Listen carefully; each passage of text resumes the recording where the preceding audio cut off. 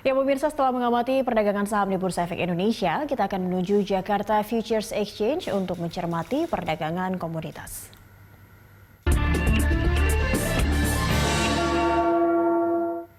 Untuk mengetahui perkembangan di pasar komoditas, kita telah terhubung dengan analis Monex Investindo Futures, Vicky Armanani. Selamat pagi, Pak Vicky. Selamat pagi.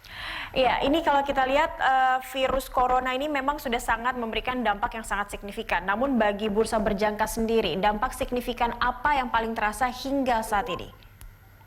Ya, yang mungkin paling terasa adalah aset-aset yang beresiko. Kalau kita lihat sekarang pun Indonesia rupiah sudah melemah melewati 16.000, saham lokal sempat pecah, IHSG sempat pecah 4.000, tapi sedang saat ini meningkat 4% akibat Fed punya pengumuman untuk pembelian aset sebesar 2 triliun. Jadi itu dampak. Terus kalau kita melihat emas pun beberapa hari ini baru naik.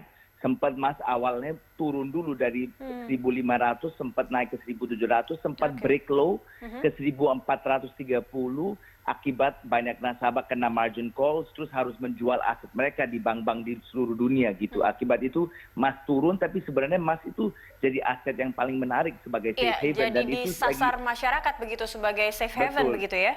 Betul, sedang ada peningkatan gitu naik sampai sekarang di level $1.609 yang menurut saya masih sangat menarik. Saya melihat emas masih akan pecah di atas $2.000 per troy ounce dalam waktu terdekat.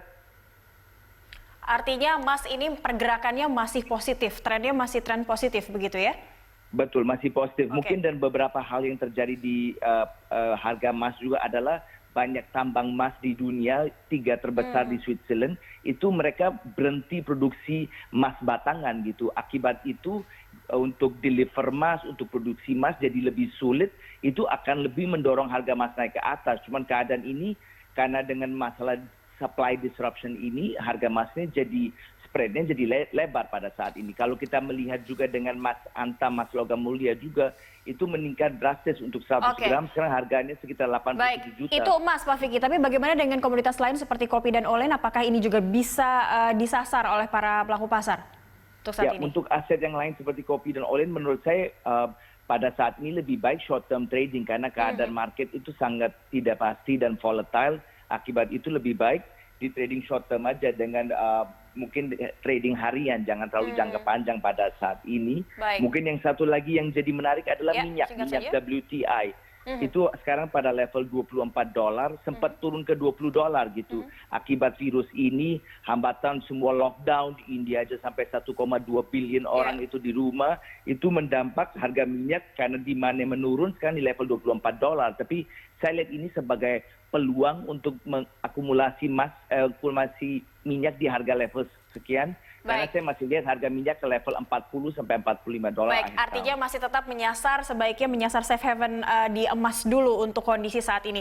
Terima kasih banyak Pak Vicky Armanani dari analis Monex Investindo Futures telah bergabung bersama kami pagi ini.